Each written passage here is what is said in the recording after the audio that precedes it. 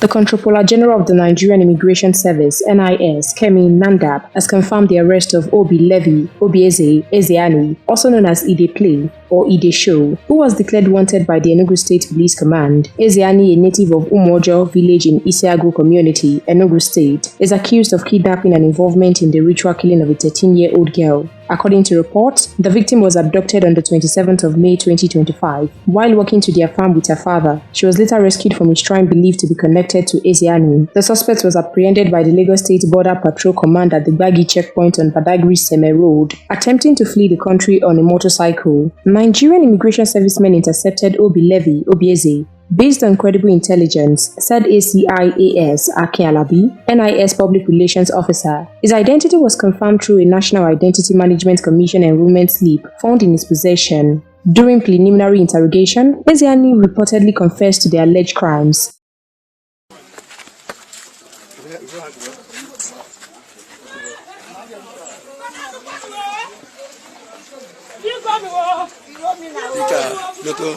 Women chairman, the mayor himself.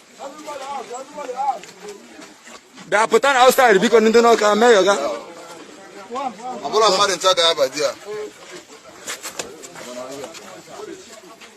Some people. Oh, good.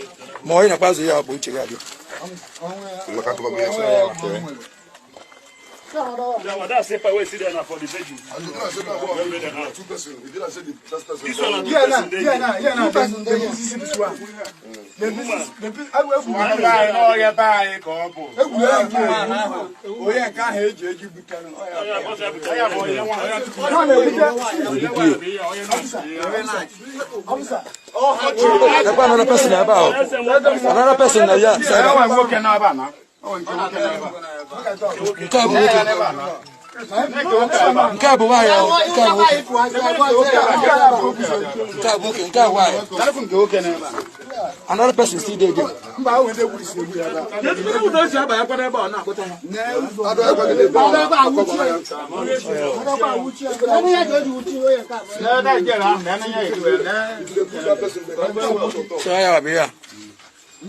So the body to have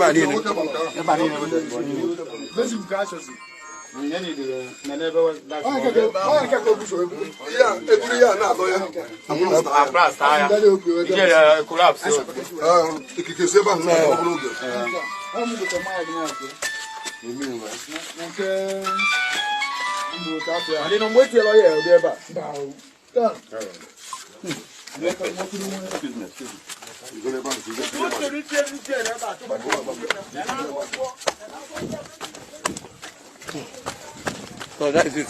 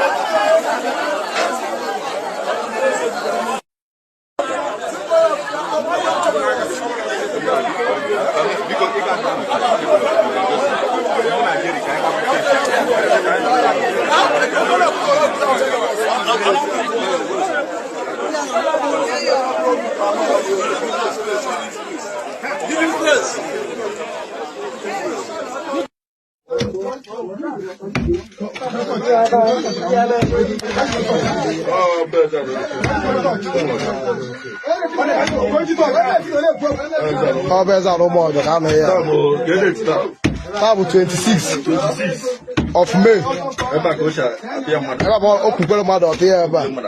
Anaghị na-ekukwe mmadụ ugwu mgbara. Na-ekwe n'ugwu ose. Amaka na enwe showroom na be anyị.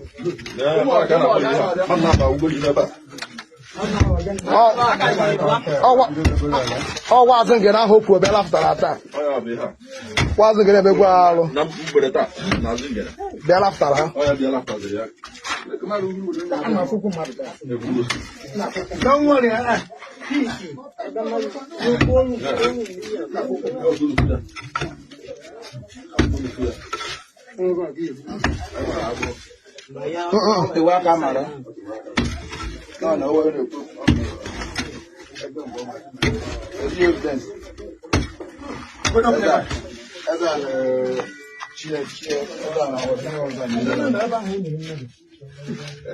anything on any operation. I found them not apart.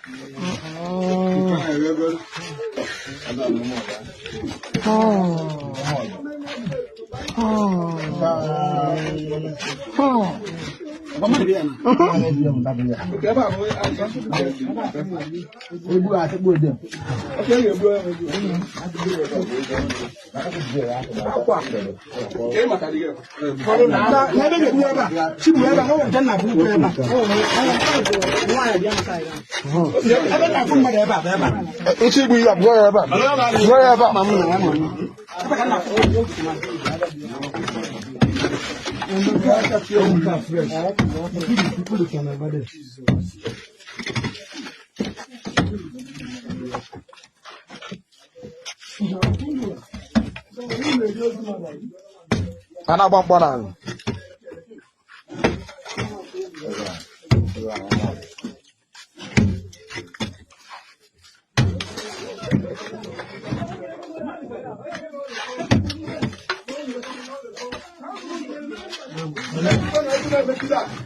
Sinda no di wrong.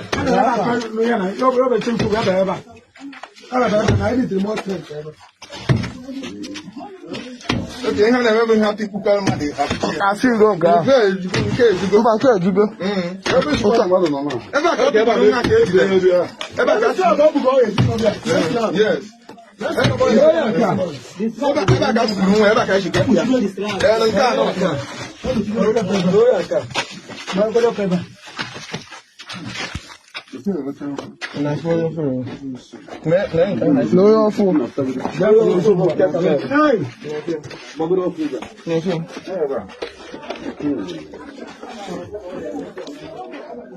You can't you go.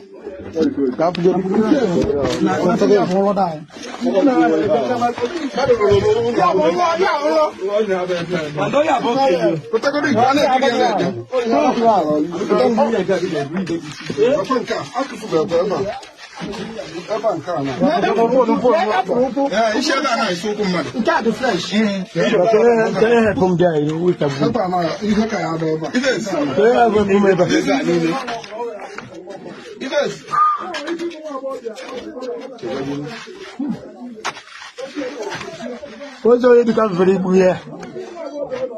I'm not going to go high.